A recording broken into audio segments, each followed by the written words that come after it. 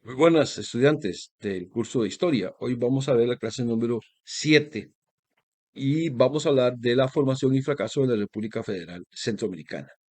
Para ello hay que recordar lo que vimos la semana pasada, que Costa Rica pertenecía a una unidad que se llamaba la Capitanía General de Guatemala, que a su vez pertenecía al Virreinato de Nueva España, lo que hoy es México, y a su vez todo esto pertenecía, junto con otros virreinatos más, a la colonia, a la corona española.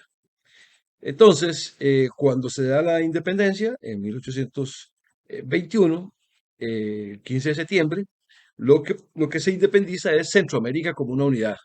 Se independiza de la corona. Y entonces hay que ver cómo estaba esa sociedad en ese momento. La sociedad básicamente era dirigida por Guatemala, que era la capitanía general, digamos, la capital donde estaba el gobierno, y El Salvador, que ejercía una gran influencia porque en El Salvador se producía el único artículo que se comercializaba, que era el añil.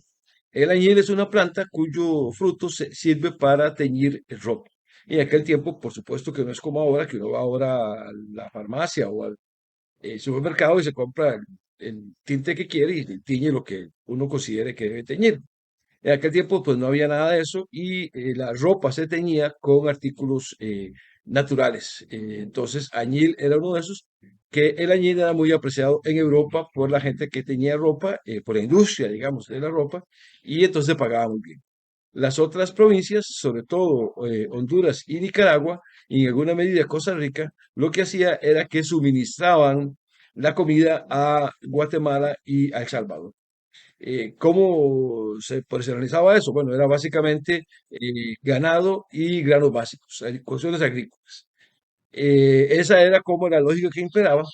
Y entonces dijimos que eso se va a romper con la independencia, que la independencia se crea digamos, hay un gran descontento de los criollos con respecto a la forma en que la corona dominaba esta sociedad, que los españoles se dividían en dos, en peninsulares y en criollos. Los peninsulares estaban muy a gusto con el sistema colonial, claro, porque ellos eran los que dictaban el poder, y estaban también los criollos, que eran los que españoles nacidos en América y que no tenían posibilidad de acceder a cargos públicos. Eso hace entonces que haya una gran resentimiento de los criollos, que son los que cuando se crean las instancias de poder van a tomar el poder, van a comandar esas instancias de poder, y cuando se discute aquí la independencia, pues obviamente ellos son los que más luchan por la independencia.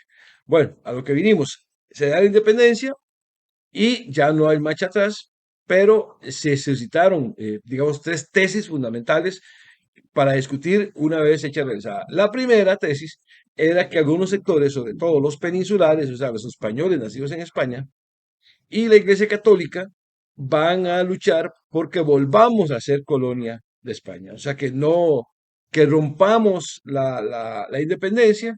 Digamos, lo que programaban era, lo que planteaban era que había un gran temor de ser independientes, de que no teníamos experiencia en ser independientes, que nunca nos habíamos gobernado por nosotros mismos, que siempre dependíamos de la corona y que entonces no íbamos a tener éxito en el futuro, máxime que las potencias europeas, hablo de Francia, hablo de Inglaterra, hablo de eh, Holanda, que ahora se llama Países Bajos, Rusia, andaban buscando formas de cómo tener colonias. Entonces, se creía que si nos independizábamos de España, esas potencias iban a tratar de conquistarnos.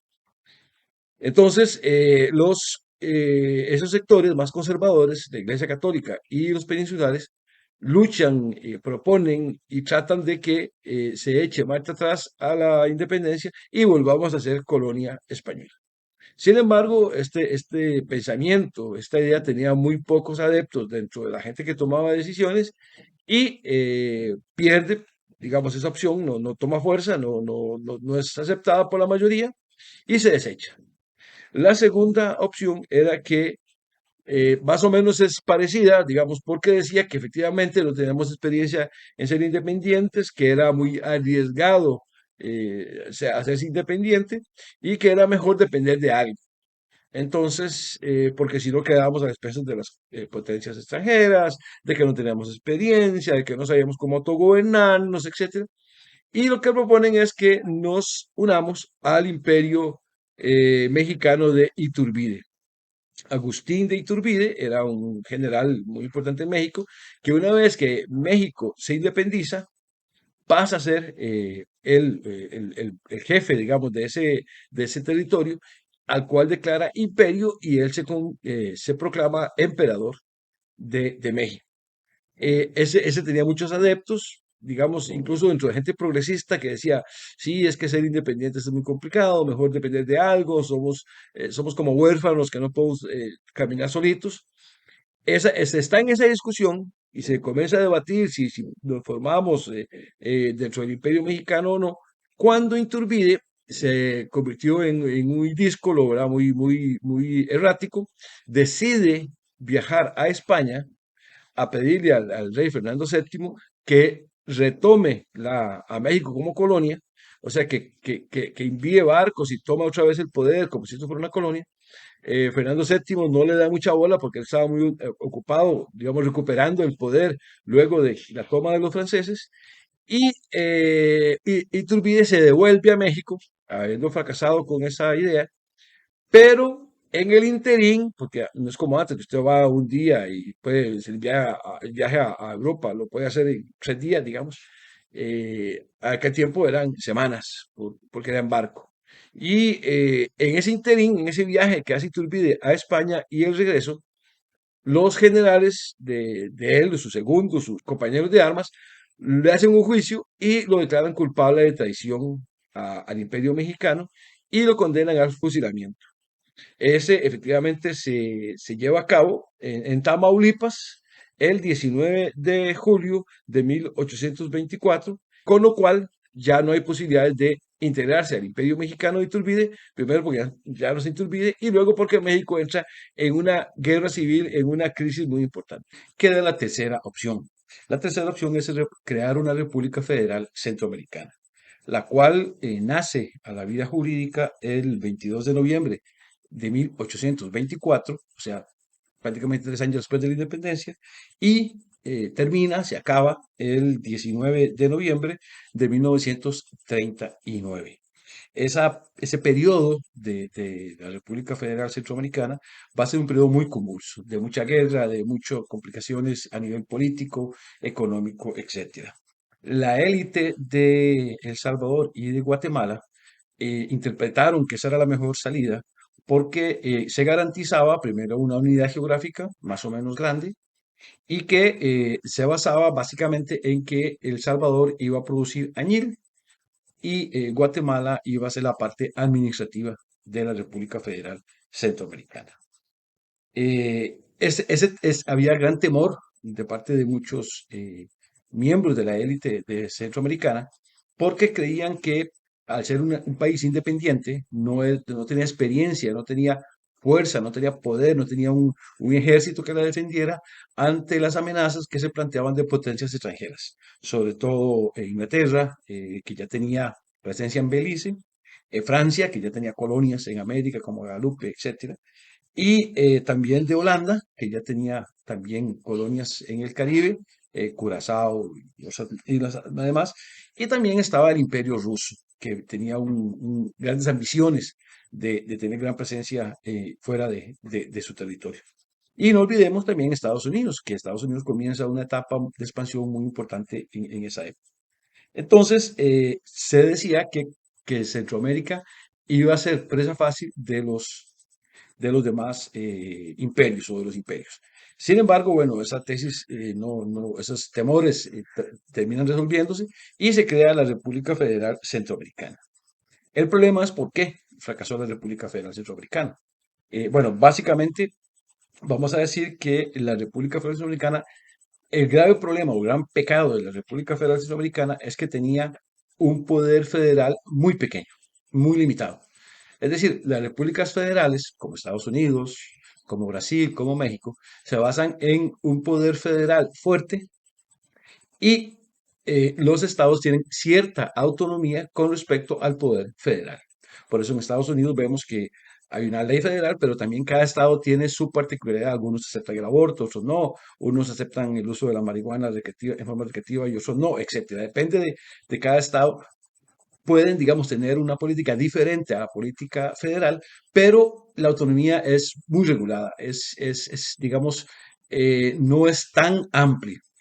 El problema de Centroamérica es que la arquitectura del Estado centroamericano fue el que propició un Estado federal muy débil y los poderes estatales digamos, de los estados era muy fuerte. ¿Por qué se dio eso? Bueno, porque había gran temor en las repúblicas periféricas, Honduras, Nicaragua y Costa Rica, de que El Salvador y sobre todo Guatemala concentraran el poder y legislaran o gobernaran en contra de esas provincias y entonces Costa Rica, Guatemala y Nicaragua plantean cuando se está haciendo el Estado de que los estados deben de tener gran poder. Entonces se crea una República Federal Centroamericana donde cada estado tenía gran autonomía y había un gobierno federal, con un presidente, un vicepresidente, sus ministros, etcétera.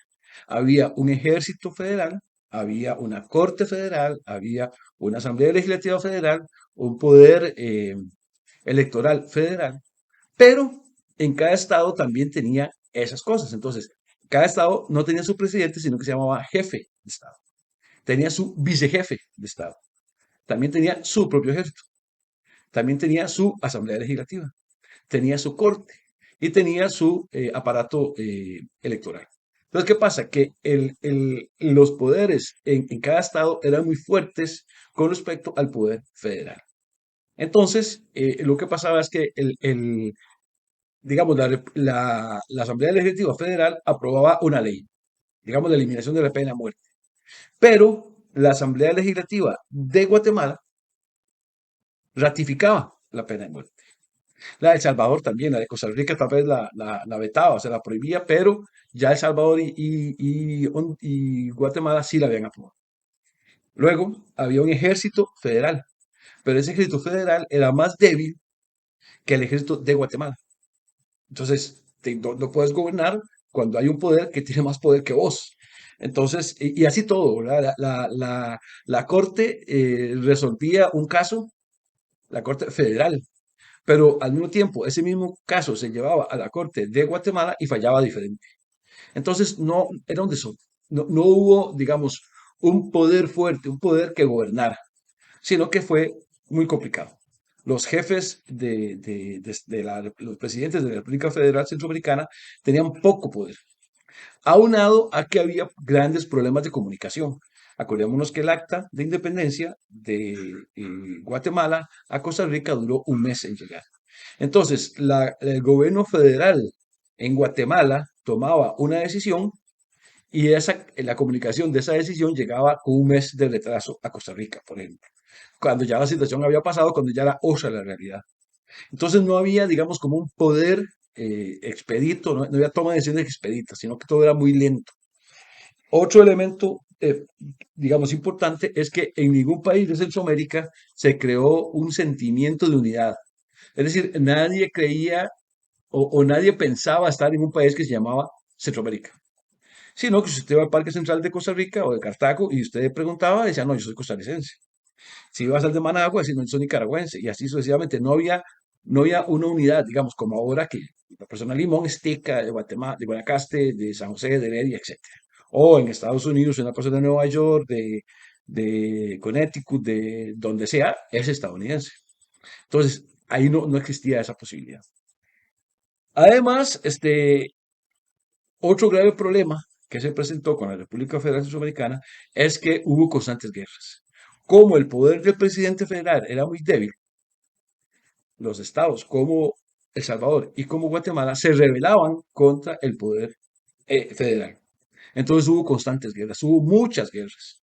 Y además en ese momento habían disputas ideológicos entre los conservadores y los liberales. Los conservadores eran básicamente gente que eran, digamos, propensos a volver a ser de España, a pertenecer de nuevo a la colonia española, Mientras que los liberales eran gente muy de avanzada, muy, digamos, ahora podemos decir de izquierda.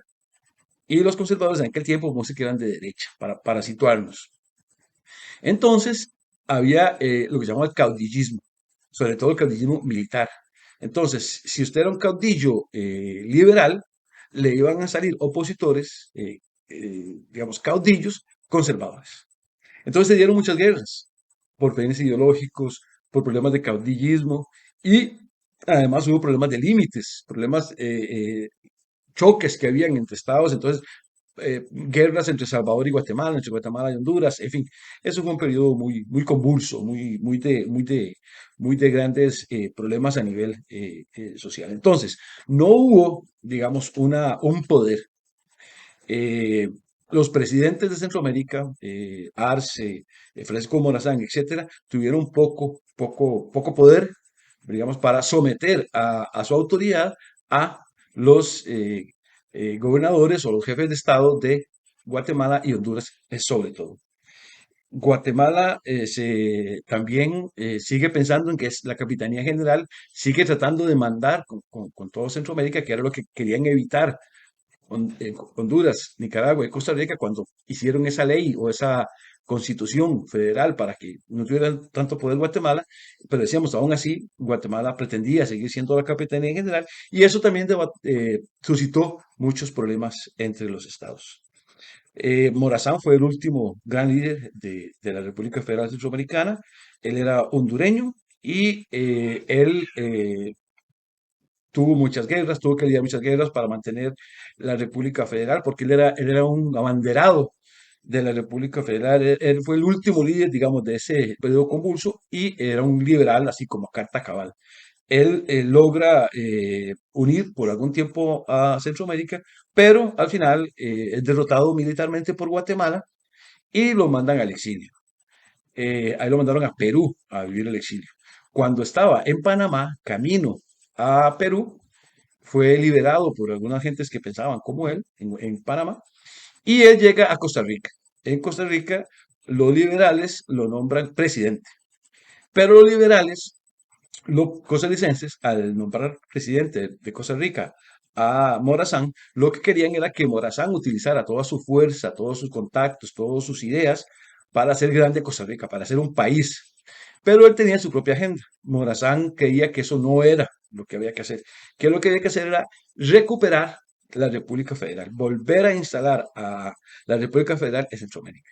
Entonces él utiliza el gobierno de Costa Rica con el ánimo de recuperar, ya digamos, tenía el poder en Costa Rica, pasar a Nicaragua, Honduras, El Salvador y Guatemala y volver a ser la República Federal Centroamericana. Esto va a ocasionar un gran descontento en la oligarquía costarricense, lo detienen y lo fusilan en el Parque Central de San José, el mismo que tenemos hoy, el 15 de septiembre de 1842 a los 49 años. Ahí se le fusila a Francisco Morazán. ¿Qué pasaba en Costa Rica? Bueno, en Costa Rica lo que pasaba era que se crea el Pacto de Concordia, que es como la primera constitución política que tuvo Costa Rica, muy inspirada en las Cortes de Cádiz, en la Constitución de Cádiz que hablamos anteriormente. Y lo que va a pretender es hacer como gobierno, hacer autoridad, tomar el control y alguien que mande, porque aquí era en Centroamérica era un desorden. El pacto fundamental se llamaba Pacto Social Fundamental Interino o Pacto de Concordia y rigió de 1821, o sea, la fecha de independencia, a 1823. Se cometieron muchos errores, ¿verdad? Hubo gente que no estaba de acuerdo con estar en la República Federal, se da la guerra de Ochomogo, que fuerzas de San José y de Alajuela vencen a las de Cartago y porque querían separarse de la República Federal, Heredia logra, junto a León de Nicaragua, separarse por algunos momentos, en fin, sigue el caos. También, otra cosa que va a traer caos va a ser la ley de la ambulancia de 1833 a 1835. La idea era que durante un tiempo, cada una de las cuatro provincias más importantes de Costa Rica fuera capital. Entonces ya Cartago era capital, que luego de un tiempo pasara a San José, a Alajuela y a Heredia. El objetivo era crear infraestructura en cada una de esas ciudades. Sin embargo, era súper engorroso, ¿verdad? Porque no había capacidad para hacer edificios para la corte, para la asamblea legislativa, para el gobierno. Entonces, al final, eso se eliminó la ley de la ambulancia y se creó ya San José como capital definitiva. Entonces, bueno, ¿qué pasaba en Costa Rica aparte de este problema político? Bueno, en Costa Rica lo que pasó es que no, como había un gran problemática en Centroamérica, Costa Rica comienza a buscar su propio camino. O sea, no le queda otra porque las autoridades de Guatemala no tenían casi poder en Costa Rica porque quedaba muy largo, porque estaban metidos en guerras entre ellos, entre Guatemala, El Salvador y Honduras, y también problemas entre caudillos, etcétera, etcétera. Entonces, ante ese caos, lo que propone Costa Rica o lo que hace Costa Rica es tratar de ver cómo resuelve. La forma de resolverlo es con la aparición del café. Un cura trajo el café, el padre Velarde, trae el café y entonces comienza primero el café era una planta exótica, lo utilizaban los árabes. Entonces venía como una maceta, digamos, como una planta ornamental. Pero cuando se dieron cuenta de que el grano se podía moler y extraer algo, ya los árabes lo habían hecho, pero para otros fines, no para tomar café como lo tomamos ahora. Bueno, cuando se dan cuenta que eso sirve así, entonces el café comienza a tener gran demanda y comienza a exportarse y tenía gran demanda. Entonces, la oligarquía costarricense toma una decisión. ¿Qué hacemos con la producción de café? Entonces, aquí es donde surge la brillantez, la audacia de la oligarquía costarricense que en lugar de privatizar la tenencia de la tierra, como fue en toda América Latina, lo que hicieron fue más bien socializar la tenencia de la tierra. O sea, comenzaban a regalar tierra a todo aquel que quisiera. Tierra y almácigo. Almácigo son las plantitas pequeñitas de café. Entonces todo el mundo comenzó a sembrar café, todo aquel que quisiera a sembrar café, y entonces se inventa o se crea la chacra. La chacra es, digamos, lo que le da sustento a la democracia, por eso es tan importante estudiarla. Entonces, bueno, comienza Costa Rica a producir café y ese café va a insertar a Costa Rica en el mercado mundial, ¿verdad? Costa Rica va a ser el primer país de Centroamérica que se inserta al mercado mundial capitalista y por lo tanto entonces va a tener divisas para poder comprar lo que no se produce acá. Eso es el modelo agroexportador que vamos a verlo más adelante con más detalle. Entonces, bueno, ¿qué pasa? Que en Costa Rica la oligarquía fue suficientemente inteligente para no concentrar la tenencia de la tierra, sino que la socializó. Por eso en Costa Rica no tenemos grandes fundios en Costa Rica, no tenemos grandes extensiones de tierra. Por ejemplo, en Brasil había fincas del tamaño de Costa Rica, o sea, un solo dueño tenía una finca que era del tamaño de Costa Rica, imagínense lo que es eso. Igual vemos que hay grandes terratenientes en Argentina, en Uruguay, en Paraguay, en Venezuela, en Colombia, en Ecuador, etcétera. En Guatemala, en Honduras. Entonces, vemos que en Costa Rica no. En Costa Rica lo que hace es el Estado mismo comienza a regalar la tierra y era el máximo. Y entonces se crea una sociedad de pequeños productores. Claro, tampoco es gratis, ¿verdad? Los oligarcas hicieron eso no porque fueran muy humanos, porque fueran muy democráticos o porque fueran, no, no, esto es una razón meramente económica.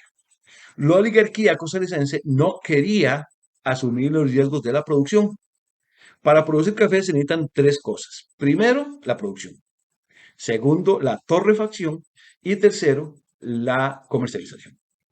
Entonces, ¿qué hacen los oligarcas? Regalan el café a los pobres asumen la tierra, la trabajan, siembran café, asumen todos los riesgos de que la producción, de que haya mala cosecha, de que caiga una plaga, de que haya sequía, de que haya mucha lluvia, etcétera.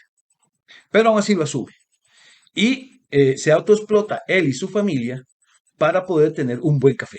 Lo chinea, lo cuida, trata de que sea lo mejor. Pero el campesino no hace nada con el café. O sea, nadie hace nada con tener un quintal de café en grano. O sea, no te lo puedes comer así. Tenés que procesarlo. El campesino no podía procesarlo. ¿Por qué? Porque para procesar café necesitas un ingenio, necesitas una máquina muy grande, una industria muy grande, una maquinaria inmensa para secar el café, para quitarle la pulpa, es decir, todo, ponerlo a tostar y luego molerlo. para un campesino era antieconómico poner eso, porque un ingenio se pone, un beneficio de café se pone si y solo si tenés mucha producción. Si vas a procesar solamente lo que producís vos, no sirve, no es económico. ¿Por qué? Porque el beneficio es muy caro. Hay que traer muchas piezas de Inglaterra, hay que traer gente que sepa manejar, o sea, no puedes hacer. Es como que uno quisiera tener una vaca en la casa para tomar leche, mejor vas a la pulpería y compras un cartón de leche, ¿verdad? Bueno, es un poco la idea. No era rentable tener un beneficio. Entonces, ¿qué hace la oligarquía? La oligarquía sí, lo que hace sí es tener ellos sus propios beneficios. Se van a comprar al extranjero y lo ponen. Entonces, ¿qué pasa? Que el campesino, todos aquellos pequeños campesinos que producen café, gracias a que el Estado les dio la tierra, tienen que llevar ese café al beneficio del oligarca. El oligarca lo procesa. Y una vez que lo procesa, el campesino tampoco hace nada con ese café ya molido. ¿Por qué? Porque no, para su consumo le basta una pequeña cantidad del café que produjo. Entonces tiene que comercializarlo, pero el campesino no tiene experiencia en comercializar. Entonces el mismo oligarca sí se va a Inglaterra con la producción que hicieron 200, 300 pequeños productores, la lleva a Limón, de Limón la lleva a Inglaterra y la vende en la bolsa de valores o el mercado donde sea. Entonces, tiene un beneficio, tiene un ingreso de dinero y cuando viene a Costa Rica, llama a los productores y le dijo, bueno, usted me dio tanto café, eso significa tanta plata, eso significa tanta plata y esta tanta plata. ¿Qué pasa con eso? Que el campesino va a depender del oligarca, pero también, y eso es importante, el oligarca va a depender del campesino. ¿Por qué? Porque el campesino no tiene necesariamente que darle su producción a un oligarca X, puede dárselo a otro. Entonces, el campesino se queda con un oligarca que le da buenos beneficios, que le da buen dinero. Entonces, el campesino va a producir café, se lo va a dar al oligarca, el oligarca lo torrefacciona, o sea, le hace el beneficiado, y después ese mismo oligarca lo va a llevar a Inglaterra, la vende y la trae el dinero. Entonces el campesino va a tener dos ingresos de dinero por año, porque antes, ahora son tres, pero antes eran dos cosechas anuales, porque ahora hay más abono y etcétera. Entonces, el campesino va a tener ingreso de dinero dos veces al año. ¿Cómo sobrevive por mientras? Y aquí, chicos y chicas, aquí es donde se llama, digamos, donde se basa la democracia costarricense. El secreto de la democracia costarricense está en esto que vamos a explicar ahora. Se crea la chacra. La chacra es un espacio de terreno, una finquita pequeña, digamos, donde el campesino va y reclama la tierra, porque el Estado está regalando tierras, pide que le asigne su terreno. Ese terreno, el campesino tiene la obligación de sembrar café, pero no solo café. Entonces el campesino va a tener una parte de esa tierra, de su finca, de su chacra, o chácara, le dicen algunos, pues, digamos chacra, va a producir café. El café, para que dé buena producción, necesita sombra. Si el sol le da directamente, se friega, entonces, o no tiene buena producción. Entonces, necesita sombra. ¿Qué es lo que los campesinos idearon para hacerle sombra al café? Dos productos, el banano y el plátano. Entonces, ya el campesino tiene dos elementos que se puede comer, dos productos que se puede comer, el banano y el plátano, que se pueden comer verdes, en picadillos y esas cosas, o maduros, ya, banano y maduro que no conocemos. Eso es una parte importante del terreno que de la chacra, de la finca. Pero otra parte de la chacra, digamos más pequeñita, lo divide en varios sectores. Uno va a ser un potrero. En ese potrero el campesino va a tener dos, tres vacas, va a tener uno o dos caballos. ¿Por qué? Porque la vaca da leche. Y con la leche tenés todos los derivados de la leche. Mantequilla, queso, natilla, requesón, etcétera, todos los productos que se puedan derivar de la leche. ¿Y el caballo para qué lo necesita? Bueno, para medio de comunicación, para ir de un lugar a otro, para llevar el café, etcétera. Otra parte pequeñita la dedica para tener cerdos, una chanchera. ¿Por qué es importante eso? Bueno, porque tiene carne. Otra parte la va a dedicar a tener un gallinero. Un gallinero va a tener huevos y todo lo que significa que se puede hacer con huevos. Pero además también va a tener pollo. Entonces puede hacer, matar pollo y tenerlos con pollo y todas las posibilidades de comida que se puede hacer con pollo. Pero también va a tener un maizal pequeñito. Ahí va a tener maíz, o sea, la milpa da maíz, y con ese maíz para consumo, autoconsumo de la familia. Y también va a tener una pequeña huerta, donde va a tener ajo, cebolla, chile dulce, todas las cuestiones que se pueden hacer en una huerta pequeña. Entonces, el campesino va a tener lo que se llama la sobrevivencia asegurada. Va a tener banano y plátano que tiene en el cafetal. Y en la otra parte de la chacra va a tener carne de cerdo o de res, va a tener huevos, va a tener leche, va a tener hortalizas, va a tener huevos, pollo, etcétera. Entonces, ¿qué pasa? Que el campesino se asegura la sobrevivencia gracias a que él tiene su finca, con la importancia de que es suya, es de su propiedad, tiene título de propiedad, nadie lo puede echar de su tierra. A diferencia del resto de América Latina, donde el campesino no tiene acceso a la tierra. La tierra está en manos de los grandes terratenientes. Entonces, es una gran diferencia de Costa Rica con respecto a América Latina o al resto de América Latina. Que en Costa Rica sí hay pequeños productores. Bueno, hubo en ese periodo, ¿verdad? No sé ahora cómo, no creo que sea tan feliz como era antes, porque todo ha cambiado. Pero en aquel tiempo Costa Rica era una sociedad de pequeños productores que dependían del oligarca, sí, dependían en la medida en que él tenía que refaccionar la producción y llevarla a comercializar a Inglaterra o a Estados Unidos, pero básicamente en ese momento era Inglaterra. Pero el oligarca también dependía en una parte del campesino. ¿Por qué? Porque si el oligarca no trataba muy bien al campesino, no le pagaba muy bien su producción, pues él se iba donde otro oligarca a darle el café, a entregarle su café. Entonces, una relación mixta. Por eso es que se dice que en Costa Rica no es la tesis de Ludwig von Bertalanffy, que era un teórico alemán, que decía que las relaciones sociales eran un juego de suma cero. O sea, lo que perdía alguien, lo ganaba otro. O lo que ganaba alguien era porque necesariamente otro lo perdía. Bueno, en Costa Rica no era así. En Costa Rica, el campesino tenía mucho poder. Primero, tenía propiedad. En América Latina nadie tenía propiedad. O sea, nadie de los pequeños productores. Y segundo, él tenía la potestad de que, como tenía tierra y tenía todo lo que consumía, podía elegir a quién le daba su producción.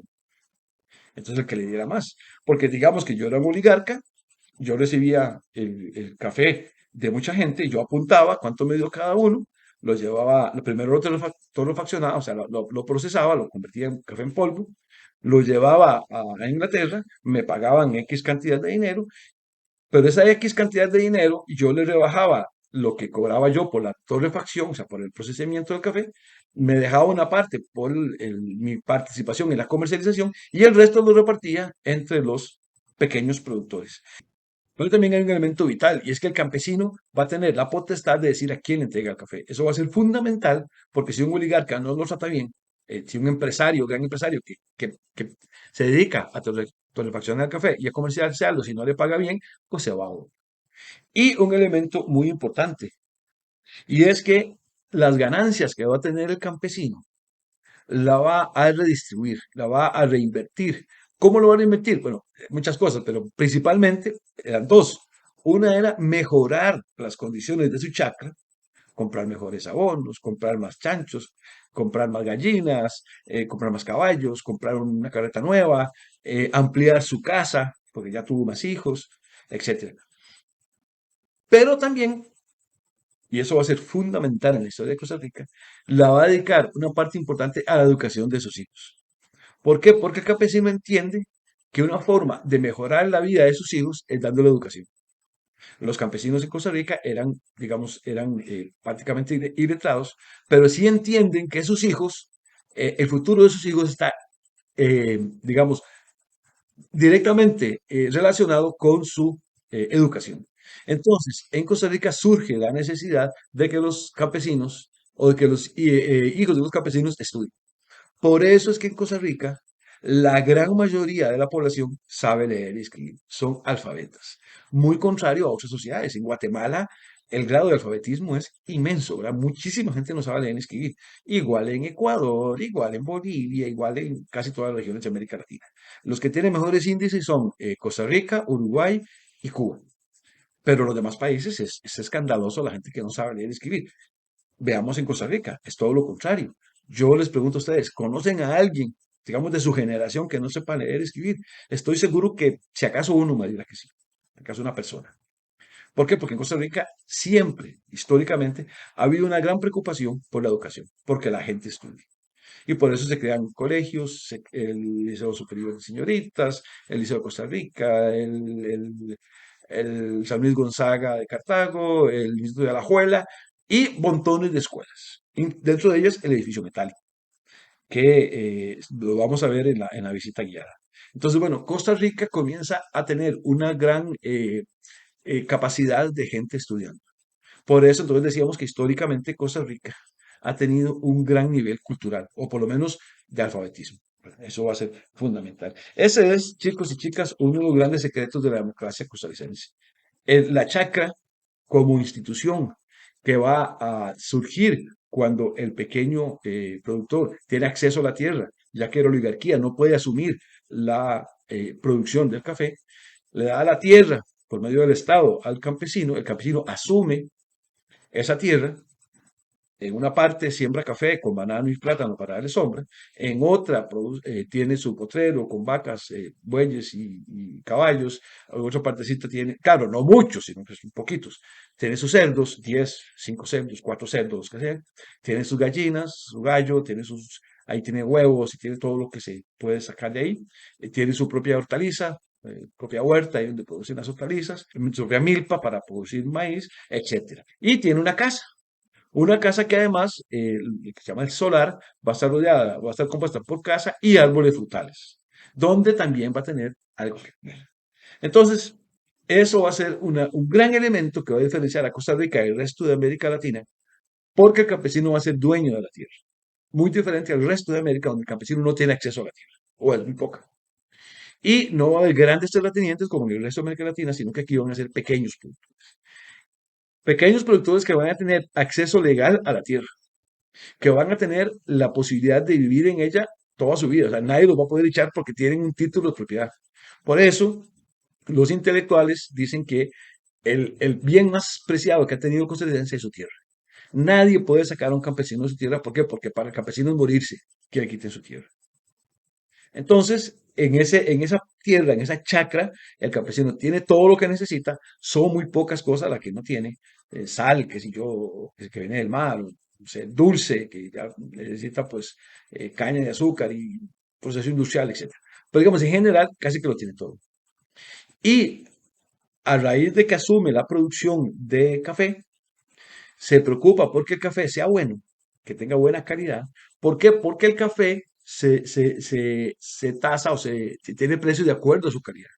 Entre mejor calidad, más caro el café. Por eso ustedes ven en las noticias casi todos los años de que el café de Santa María de Dota ganó el premio en primer lugar en París o en Londres o donde sea. ¿Por qué? Porque el café de Costa Rica, gracias a una serie de elementos como la composición geográfica, lo que pasó en la era hace miles de años, que hubo erupciones volcánicas, y entonces eso creó un tipo de suelo, digamos, con ceniza y lava y qué sé yo. Entonces, eso hace que, y además la altura en que está Costa Rica, hace que el café sea muy bueno. Entonces, y otro elemento importante es que el café, para que sea bueno, debe tener, o no debe tener impurezas. Entonces, mientras que en Brasil o en Ecuador o en Colombia o donde sea, la gente va a coger café porque le pagan simplemente, entonces coge café y ahí entre ese café va café verde, café maduro, hojas, ramas, lo que sea, y más tratan de echarle piedras porque entre más, digamos, entre más volumen, así le pagan más a la persona. En Costa Rica no, en Costa Rica saben que el café que, que van a vender, ese café es producido por él y entonces si el café lo pagan bien, a él va a recibir más dinero. Entonces el campesino costarricense se va a autoexplotar y va a explotar a su familia para producir un buen café, bien abonado, bien cuidado, bien chineado, que solamente café maduro, que no vayan piedras, que no vayan palos, que no vayan hojas, ¿verdad? ¿Por qué? Porque si ese café va con impurezas, lo pagan mal. Y uno de los perjudicados, si eso pasa, es el campesino. Porque cuando le den la plata al oligarca, el oligarca se lo dé a él, que le toca a él, pues si lo tasaron mal, le van a pagar poca plata. Entonces el campesino va a tener todo el esfuerzo posible porque el café sea café gourmet, sea café bueno, sea café categoría. Porque en la medida en que así sea calificado por los catadores en Londres o en Estados Unidos, así van a pagar mejor ese café. Entonces Costa Rica va a tener más ingresos y el campesino en general también va a tener mayor ingreso. Bueno, jóvenes, esta es la clase número 7. Nos vemos en la clase número 8. Un abrazo. Chao.